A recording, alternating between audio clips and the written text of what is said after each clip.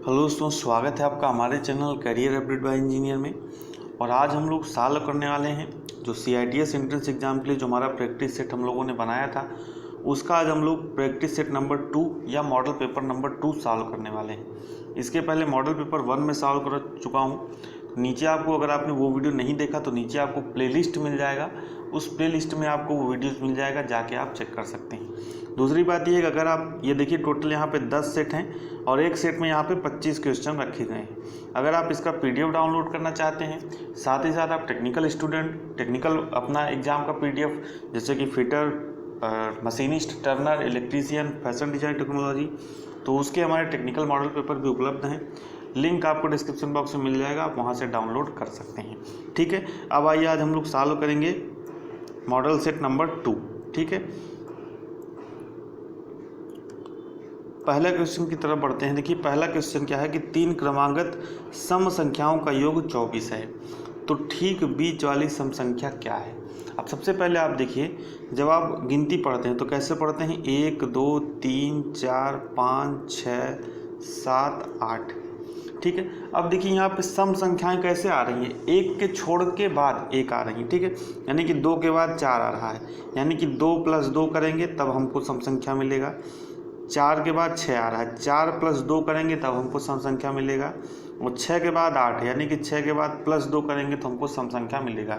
यानी कि एकांतर क्रम में, एक के अंतर के क्रम में क्या मिल रही हैं, हमको सम संख्याएं मिल रही हैं। अब इसी को हम यहाँ पे लागू कर देंगे। तो यहाँ पे देखिए 3 क्रमांगत सम संख्याएं बोला है, तो हम पहली संख्या को मान लेते हैं x। तो दूसरी संख्या क्या होगी, दूसरी संख्या हो जाएगी x + 2। या भी यही तो मैंने दिखाया कि 2 के बाद 6 आ रहा था सम संख्या, 5 आ रहा है, लेकिन 5 क्या है, हमारी सम संख्या नहीं है। 2 के बाद यहाँ पे 4 के बाद 6 आ रहा था, तो 4 के बाद हमारी सम संख्या कौन सी है, 6। और इसमें भैया +2 जोड़ोगे तभी तो सम संख्या आएगा। तो मान लीजिए पहले सम संख्या हमने x माना, तो अगली सम संख्या कौन सी होगी, x + 2, और तीसरी सम संख्या कौन सी होगी, x + 4। ठीक है, ये आपको समझ में आ गया। बराबर तीनों सम संख्याओं को योग कितना दिया है, 24। बस आप इसको सॉल्व कर लीजिए। यहाँ पे 3x है, तो यहाँ पे देखिए 3x + 4 2 कितना हो जाएगा, 6, बराबर कितना हो जाएगा, 24। अब ये 6 पक्षांतर कर देंगे तो इधर माइनस में चला जाएगा, तो कितना आएगा, 3x = 18, और x बराबर कितना आ जाएगा, 6। लेकिन यहाँ पे भैया 6 तो कोई ऑप्शन ही नहीं है। क्यों, क्योंकि आपसे यहाँ पे क्या पूछा है, आपसे पूछा है कि ठीक बीच वाली सम संख्या। तो पहली संख्या थी x, दूसरी संख्या थी x + 2, और तीसरी संख्या थी x + 4। तो बीच वाली सम संख्या कौन सी है, x + 2। x की वैल्यू हमने निकाला 6, यहाँ पे प्लस कितना कर देंगे, 2, तो 6 2 कितना हो जाएगा, 8। यानी कि ऑप्शन नंबर ए हमारा यहाँ पे सही हो जाएगा। नेक्स्ट क्वेश्चन की तरफ बढ़ते हैं। नेक्स्ट क्वेश्चन देखिए, काफ़ी टेक्निकल क्वेश्चन है और ये बड़े बड़े एग्जाम में भी पूछा जाता है। ठीक है, यानी कि SSC का जो एग्ज़ाम होता है उसमें भी ये सब क्वेश्चन जो है पूछे जाते हैं। यहाँ पे ये कहा है, आपको एक संख्या दी है 0.47777 किस साधारण भिन्न के बराबर है। यानी कि ये संख्या आपको दशमलव में दी है, इसको आपको भिन्न में बदलना है। तो सबसे पहले आप समझिएगा कि अगर कई संख्याओं की पुनरावृत्ति होती है तो उस संख्या के ऊपर हम क्या कर देते हैं, बार लगाकर लिख देते हैं। ये ऊपर एक लाइन खींच देते हैं जिसे हम लोग बोलते हैं बार। ठीक है, यानी कि इतना, अब देखिए, यानी कि 7 7 7 7 ये आता जाएगा। जैसे हम लोग करें 100/3 करते हैं हम लोग, या 10/3 करते हैं, तो कितना आता है हमारा, आएगा जैसे 33.33333, इस तरीके से आता जाएगा। तो हम लोग इसको क्या लिख सकते हैं, 33.3, और इसके ऊपर बार लगा देंगे। इसका मतलब 3 की पुनरावृत्ति होगी बहुत आगे तक। ठीक है, तो इस तरह का प्रश्न करने के लिए सबसे पहले आप क्या करेंगे, तो जो पुनरावृत्ति होती है उसको बार के रूप में लिख लेंगे। तो यानी कि 0.47, और 7 की पुनरावृत्ति हो रही है तो 7 के ऊपर हमने बार लगा दिया। अब देखिए, इसको हल करने का एक तरीका होता है कि सबसे पहले हम पूरी संख्या को अंश में लिख लेते हैं। ठीक है, माइनस, उसमें से क्या माइनस करते हैं, जिस संख्या पर बार नहीं लगा होता है उसको माइनस कर देते हैं। ठीक है, बटे में क्या लिखते हैं, 9। बटे में क्या लिखते हैं 9। कितने 9 लिखते हैं कि जितने अंकों पर बार लगा हो। तो यहाँ पे देखिए कितने अंक पर बार लगा है, 1 अंक पर, तो हमने क्या लिख दिया, उतना 9 लिख दिया। अब आगे क्या लिखते हैं 0, कितना 0 लिखते हैं, जितने अंकों पर बार ना लगा हो। तो देखिए यहाँ पे एक ही अंक है जिस पर बार नहीं लगा है, तो इसको सॉल्व कर लेंगे तो क्या आ जाएगा 43/90, और यही हमारा क्या हो जाएगा, आंसर हो जाएगा।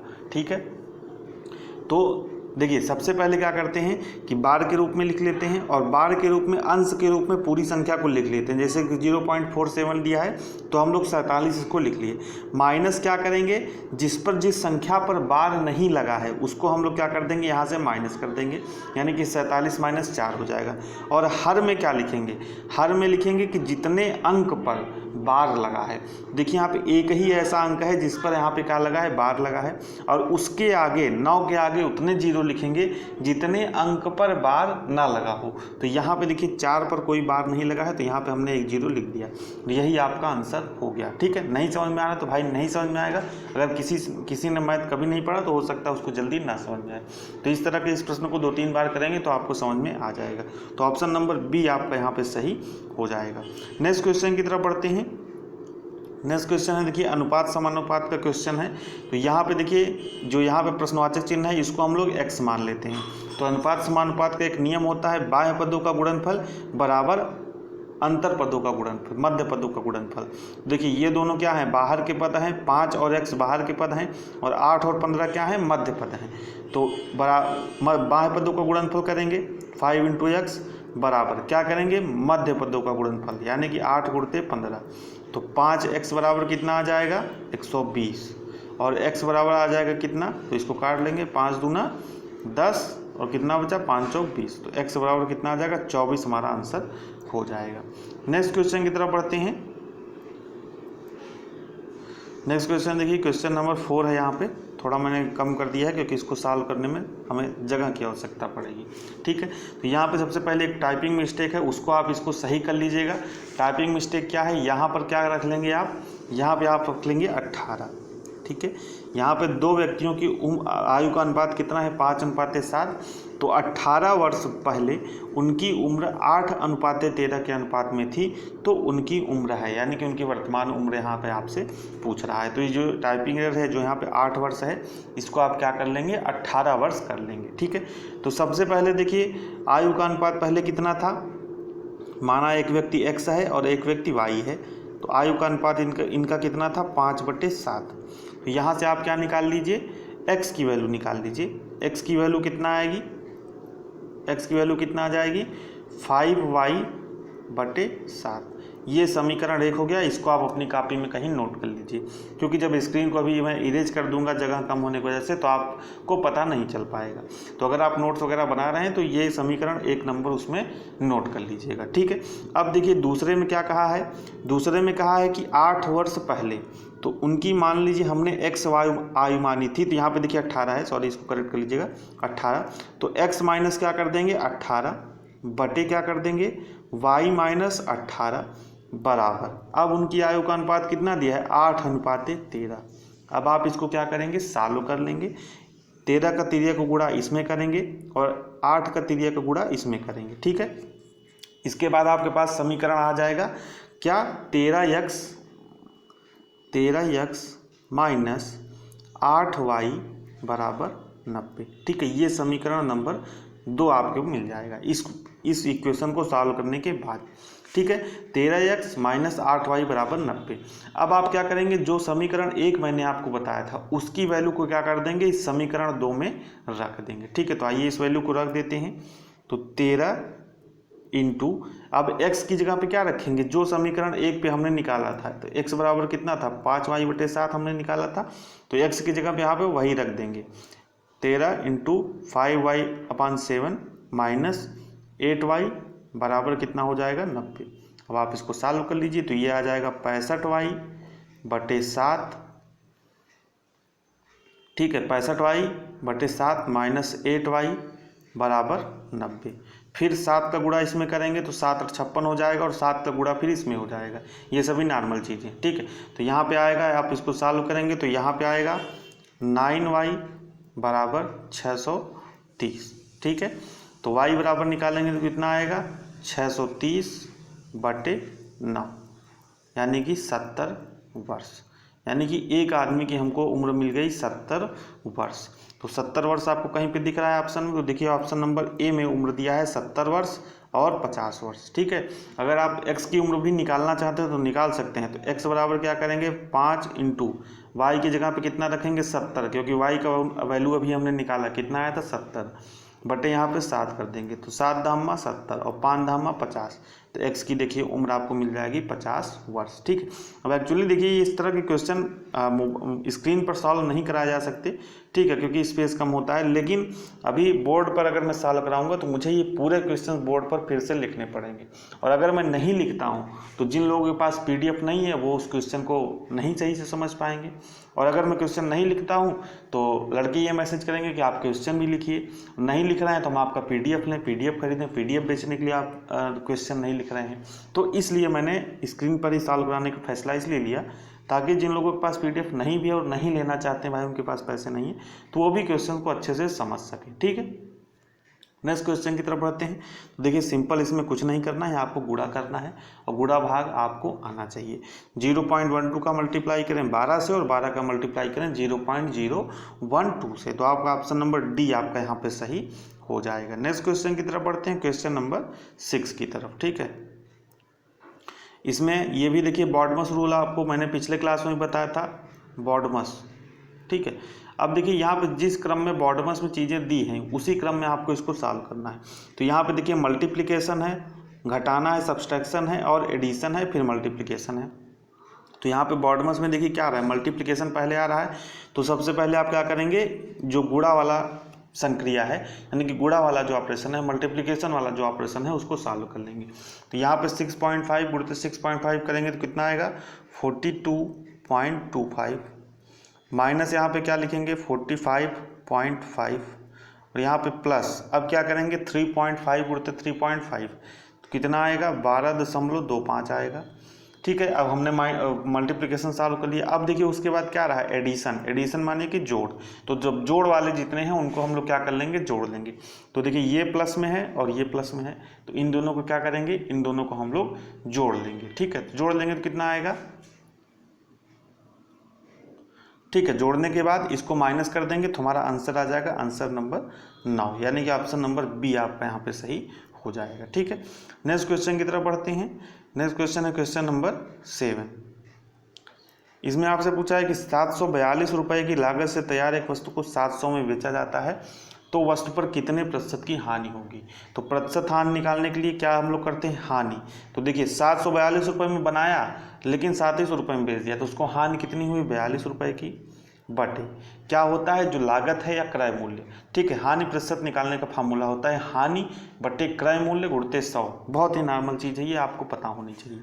तो हानि कितना है 42 बटे क्रय मूल्य या लागत मूल्य कितना है 742 गुणते यहाँ पे 100। तो हानि प्रतिशत आपका इसको सॉल्व करेंगे कितना आएगा 5.6%, यानी कि ऑप्शन नंबर बी आपका यहाँ पे सही हो जाएगा। नेक्स्ट क्वेश्चन की तरफ बढ़ते हैं। नेक्स्ट क्वेश्चन है क्वेश्चन नंबर 8। इसमें देखिए रीजनिंग का ये प्रश्न है, सादृश्यता का यानी कि एनोलॉजी का क्वेश्चन है। इसमें पूछा है पुस्तक का संबंध है प्रकाशक से, तो फिल्म का संबंध किससे होगा, फिल्म निर्माता से। ठीक है, तो ऑप्शन नंबर डी आपका यहाँ पे सही हो जाएगा।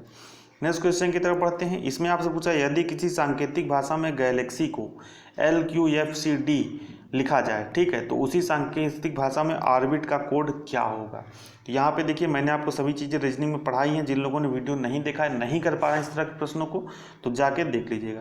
अब देखिए GLAXY, ठीक है, G कौन से नंबर पे आता है वर्णमाला में 7वें नंबर पर, L कौन से नंबर पे आता है 12वें नंबर पर, A कौन से आता है A पहले नंबर पर, X कौन से नंबर पे आता है 24वें पर, और Y कौन से नंबर पे आता है 25वें नंबर पर आता है। ठीक है, L, अब यहाँ पे देखिए इसका कोड क्या हो रहा है LQFCD, यानी कि 12, 17, 6, 3 और 4।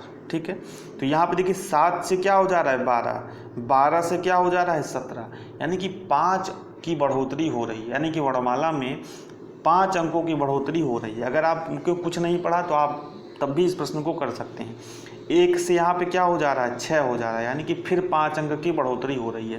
तो यही कोड आपको क्या करना है, इस ऑर्बिट में लगा देना है। ठीक है, तो ऑर्बिट में देखिए ORBIT, ठीक है। ओ कौन से नंबर का होता है, 15वें नंबर का। तो 15 में हम क्या करें, 5 जोड़ दें तो कितना आएगा, 20। और 20वें नंबर का अक्षर कौन सा होता है, T, ठीक है। आर कौन से नंबर का होता है, 18। 18 में हम क्या जोड़ दें, 5 जोड़ दें तो कितना आएगा, 23। और 23वें नंबर का अक्षर कौन सा होता है, W, ठीक है। तो देखिए पहला ही ऑप्शन हमको दिख रहा है, तो पहला वाला ऑप्शन आपके यहाँ पे सही हो जाएगा। इसी तरीके से बी में आप करेंगे तो बी दूसरे नंबर पर होता है, 2 + 5 करेंगे तो कितना आएगा, 7। और 7वें नंबर का अक्षर होता है जी, यहाँ पे देखिए जी है। तो इस तरह से आप इस प्रश्न को कर सकते हैं। ऑप्शन नंबर ए आपका यहाँ पे सही हो जाएगा। ठीक है, नेक्स्ट क्वेश्चन की तरफ बढ़ते हैं। नेक्स्ट क्वेश्चन में भी एक थोड़ा सा टाइपिंग मिस्टेक है। कोई धन 3% साधारण वार्षिक ब्याज दर से 10 वर्ष में, यहाँ पे 600 की जगह आप क्या कर लेंगे, 600 की जगह आप यहाँ पे 650 कर लेंगे। 650 हो जाता है, तो वह धन ज्ञात कीजिए। ठीक है, तो सबसे पहले हम क्या मान लेते हैं कि वह धन कितना है, x। ठीक है, अब देखिए ब्याज हमको निकालना है, तो ब्याज क्या होता है, ब्याज होता है मिश्र धन माइनस मूलधन। ठीक है, तो ब्याज, ठीक है, यहाँ पे मूल मिश्र धन कितना दिया, 650, 650 माइनस एक्स, यानी कि साधारण ब्याज हमको कितना मिल गया, 650 माइनस एक्स। अब इसी फार्मूले में जो साधारण ब्याज का फार्मूला होता है, मूलधन गुणते दर गुणते समय बटे 100, सभी चीज़ें भाई मैंने पढ़ाई हैं, तो 20 बार बताने का कोई मतलब नहीं। अगर आपने वीडियोस नहीं देखा तो आप जाके देखिएगा। यहाँ पे बस इस सेट को सॉल्व कराने का मतलब यह है कि जिस क्वेश्चन में आपको थोड़ी सी कठिनाई हो उसको आपको सॉल्व करा दिया जाए। ठीक है, तो यहाँ पे देखिए ब्याज हमने निकाला 650 माइनस एक्स बराबर एक्स, यानी कि मूलधन गुणते दर 3 गुणते समय 10/100। बस आप इसको सॉल्व कर लीजिए, आपको आपका आंसर मिल जाएगा। और आंसर आएगा आपका सी 500 रुपये, यानी कि मूलधन कितना आएगा, 500 रुपये। ठीक है, इसको सॉल्व करेंगे तो 500 आ जाएगा। नेक्स्ट क्वेश्चन की तरफ बढ़ते हैं। ये भी देखिए काफ़ी अच्छा क्वेश्चन है। इसमें पूछा है 10 आदमी अथवा 20 स्त्री, यानी कि या तो 10 आदमी काम करें या 20 स्त्रियाँ काम करें, तो उस काम को कितने दिन में पूरा करेंगी, 13 दिन में। तो कह रहा है कि 24 आदमी और 17 स्त्रियां उसके दुगने काम को कितने दिन में पूरा करेंगे। तो यानी कि सबसे पहले यहाँ पे कन्वर्जन निकालेंगे कि देखिए 10 आदमी बराबर कितना है, 20 स्त्री। ठीक है, यानी कि 10A बराबर 2S, तो 1A बराबर कितना हो जाएगा, 2S, यानी कि एक आदमी क्या करता है, 2 औरत के बराबर काम करता है। ठीक है, तो यहाँ पे हम एक ही उसमें फॉर्मेट में चीज़ों को रखेंगे, या तो आदमी के फॉर्म में रखेंगे या तो औरत के फॉर्म में रखेंगे। तो यहाँ पे हम औरत के फॉर्म में यानी कि स्त्रियों के फॉर्म में रख लेते हैं। तो सबसे पहले 20 स्त्रियाँ किसी काम को कितने दिन में करती हैं, 13 दिन में। कितना काम करती हैं, एक काम, बटे में 1 बराबर क्या कर लेंगे, 24 आदमी और 17 स्त्रियाँ, यानी कि दोनों मिलकर काम करते हैं। तो अब हमको 24 आदमी को किस में कन्वर्ट करना है, स्त्री में कन्वर्ट करना है। क्यों, क्योंकि यहाँ पे हमने देखा था कि एक आदमी 2 स्त्री के बराबर काम करता है, तो 24 आदमी 48 स्त्री के बराबर काम करेगा।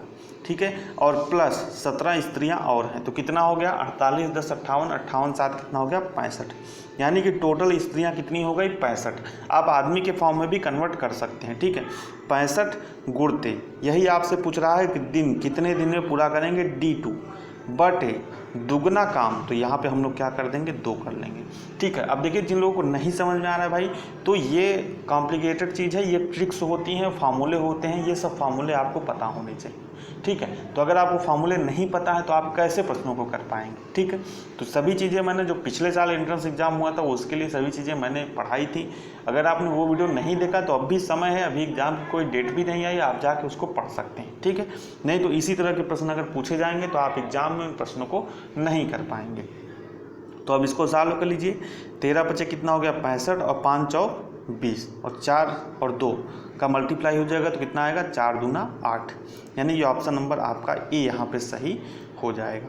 नेक्स्ट क्वेश्चन की तरफ बढ़ते हैं। क्वेश्चन नंबर 12, इसमें पूछा है पाइप ए तथा बी किसी टैंक को क्रमशः 10 घंटे और 15 घंटे में भर सकते हैं, तो दोनों एक साथ उसे कितने घंटे में भर सकेंगे। सिंपल, तो 1 घंटे का कार्य निकाल लेंगे, 1/10 + 1/15।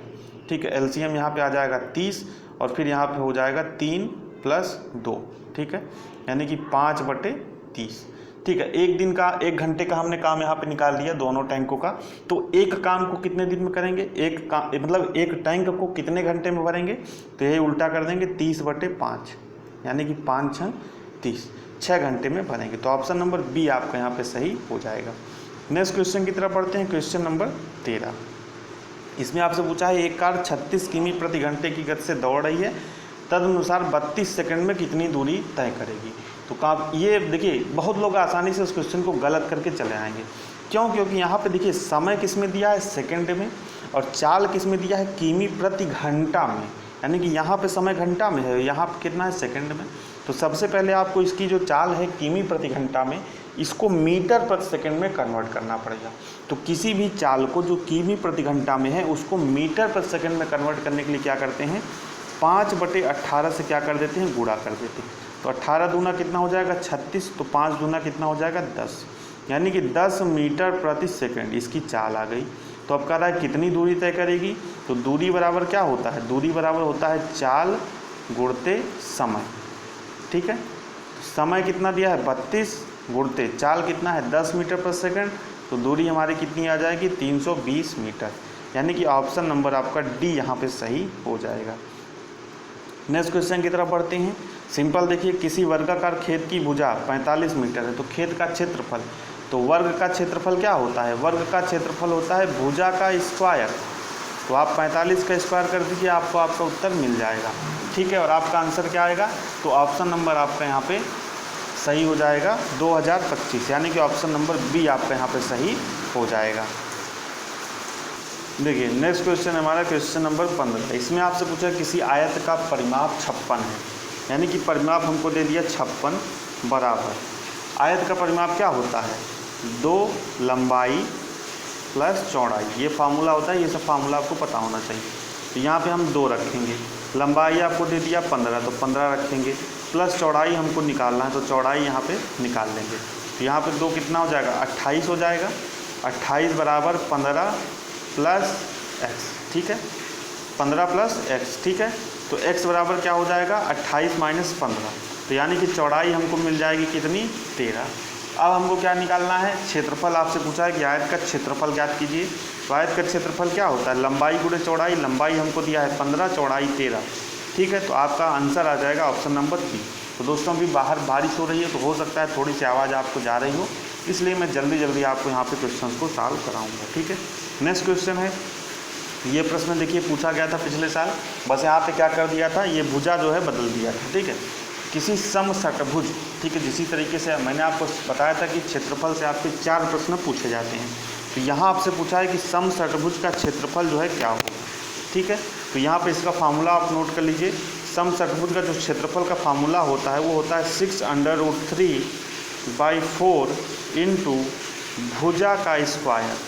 ठीक है, क्या होता है, भुजा का स्क्वायर। अब भुजा आपको यहाँ पे 12 दिया है, तो आप यहाँ पे 12 का स्क्वायर वैल्यू रखेंगे और इसको सॉल्व करेंगे, तो आपका ऑप्शन नंबर आपका यहाँ पे ए सही हो जाएगा, यानी कि 216√3। नेक्स्ट क्वेश्चन की तरफ बढ़ते हैं। नेक्स्ट क्वेश्चन है क्वेश्चन नंबर 17। इसमें आपसे पूछा है किसी वृत्त की परिधि 44 सेंटीमीटर है, तो उसका क्षेत्रफल ज्ञात कीजिए। तो परिधि क्या होती है, 2πr बराबर 44। ठीक है, तो सबसे पहले हमको क्या निकालना है, r की वैल्यू निकालनी है। तो 2 गुणते यहाँ पे कितना करेंगे, 22/7, पाई का मान रखेंगे, गुणते r बराबर 44। तो 22 से 2 बार जाएगा, 22 दूना 44, और 2 से यहाँ पे 2 कट जाएगा, तो r बराबर कितना आएगा, 7। ठीक है, r बराबर कितना आएगा, 7 सेंटीमीटर। तो अब आपसे पूछा है क्षेत्रफल, तो त्रिभुज का क्षेत्रफल क्या होता है, त्रिभुज का क्षेत्रफल होता है πr², यानी कि 22/7 गुणते 7 गुणते 7। ठीक है, तो 7 से 7 कट जाएगा और 22 में 7 का गुणा करेंगे, तो कितना आंसर आएगा आपका, आंसर नंबर आपका यहाँ पे 154 सही हो जाएगा, यानी कि ऑप्शन नंबर सी आपका यहाँ पे सही हो जाएगा। नेक्स्ट क्वेश्चन की तरफ पढ़ते हैं। नेक्स्ट क्वेश्चन है क्वेश्चन नंबर 18। इसमें आपसे पूछा है कि 14 सेंटीमीटर व्यास वाले गोले का आयतन क्या होगा। तो गोले का आयतन का फार्मूला होता है 4/3 πr³। ठीक है, तो r यहाँ पे आपको क्या दिया, व्यास दिया है, तो r बराबर क्या होता है, व्यास बटे 2, यानी कि 14/2, यानी कि आपको यहाँ पे क्या रखना है 7। तो त्रिज्या की वैल्यू आप यहाँ पे 7 रखेंगे और 7 का क्यूब करेंगे और इस फार्मूले में रख के सॉल्व करेंगे तो आपका आंसर आ जाएगा। आंसर कितना आएगा? ऑप्शन नंबर ए आपका यहाँ पे सही हो जाएगा। नेक्स्ट क्वेश्चन की तरफ पढ़ते हैं। देखिए बहुत ही सिंपल क्वेश्चन है, बॉडमस का क्वेश्चन है। 124 + 56 गुणते 1.5 - 12, ठीक है। तो भाई मैंने आपको बताया था, अभी कई सवालों में बताया, बॉडमस रूल आपको लगाना है। देखिए सबसे पहले आपको यहाँ पे देखिए मल्टीप्लिकेशन है तो मल्टीप्लाई करना है, उसके बाद इन दोनों को जोड़ देना है और उसके बाद उसमें से 12 को क्या कर देना है? घटा देना है। तो कौन सा ऑप्शन यहाँ पे आपका सही हो जाएगा? ऑप्शन नंबर डी आपको यहाँ पे सही हो जाएगा। इसका आंसर आएगा 196। और इससे सरल क्वेश्चन कोई हो नहीं सकता। sin 45 डिग्री का मान आपसे पूछा है, तो sin 45 डिग्री का मान कितना होता है? 1/√2। नेक्स्ट क्वेश्चन की तरफ पढ़ते हैं। नेक्स्ट क्वेश्चन में देखिए बॉडमस का ही है। यहाँ पर देखिए क्या है, सबसे पहले आपको क्या करना है? इन दोनों को मल्टीप्लाई करना है और उसमें क्या कर देना है? इसको जोड़ देना है और उसमें से 49 को घटा देना है। तो कौन सा ऑप्शन आपका सही हो जाएगा? ऑप्शन नंबर ए आपका यहाँ पे सही हो जाएगा। नेक्स्ट क्वेश्चन देखिए, नेक्स्ट क्वेश्चन है आपका रीजनिंग से। यहाँ पे देखिए 4, 16, 36, 64 और कहा है कि इस जगह पर क्या आएगा। तो आप ध्यान से देखिए, 4 यहाँ पर है तो 4 किसका वर्ग होता है? 2 का। 16 किसका वर्ग होता है? 4 का। 36 किसका वर्ग होता है? 6 का। 64 किसका वर्ग होता है? 8 का। तो यहाँ पे देखिए 2, 4, 6, 8, तो अगली संख्या क्या आएगी? 10। और 10 का वर्ग करेंगे तो हम लोग कितना आएगा? 100। यानी कि ऑप्शन नंबर सी आपका यहाँ पे सही हो जाएगा। नेक्स्ट क्वेश्चन की तरफ पढ़ते हैं। नेक्स्ट क्वेश्चन है क्वेश्चन नंबर 23। इसमें देखिए ये एनोलॉजी का क्वेश्चन है, यानी कि सादृश्यता का क्वेश्चन है। देखिए मछली किसकी सहायता से सांस लेती है? गिल्स की सहायता से। और मनुष्य किसकी सहायता से सांस लेता है? फेफड़ों की सहायता से। तो ऑप्शन नंबर बी आपका यहाँ पे सही हो जाएगा। ये भी देखिए आपको सिंपल करना है। 74 + 12 कितना हुआ? 86। और 86 में से 6 घटा देंगे कितना आएगा? 80। यानी कि ऑप्शन नंबर ए आपका यहाँ पे सही हो जाएगा, ठीक है। अब देखिए यहाँ पे क्या करना है? औसत आपको निकालना है। तो औसत क्या होता है? योग बटे कुल संख्या, यानी कि जिसका औसत निकालना रहे उन सभी को जोड़ के और जितनी उनकी क्वांटिटी है, यानी कि कितने पद हैं, 1, 2, 3, 4, 5, 6, तो इन सभी का योग करेंगे और 6 से डिवाइड कर देंगे तो आपका उत्तर मिल जाएगा। तो इन सभी को जोड़ेंगे तो कितना आएगा? 408 बटे 6 क्वांटिटी है तो 6 कर देंगे और इसको कट करेंगे तो आपका आंसर आएगा 68। यानी कि ऑप्शन नंबर बी आपका यहाँ पे सही हो जाएगा। देखिए जो ऑप्शन में थोड़ा बहुत मिस प्रिंट हुआ हो उसको आप सही कर लीजिएगा, ठीक है। तो ऑप्शन नंबर 68 आपका यहाँ पे सही हो जाएगा। तो ये था हमारा पेपर नंबर 2। उम्मीद करता हूँ आपको पसंद आया होगा। पसंद आया हो तो लाइक कर दीजिए और शेयर कर दीजिए दोस्तों के साथ। साथ ही PDF आप डाउनलोड करना चाहते हैं तो लिंक आपको डिस्क्रिप्शन बॉक्स में मिल जाएगा।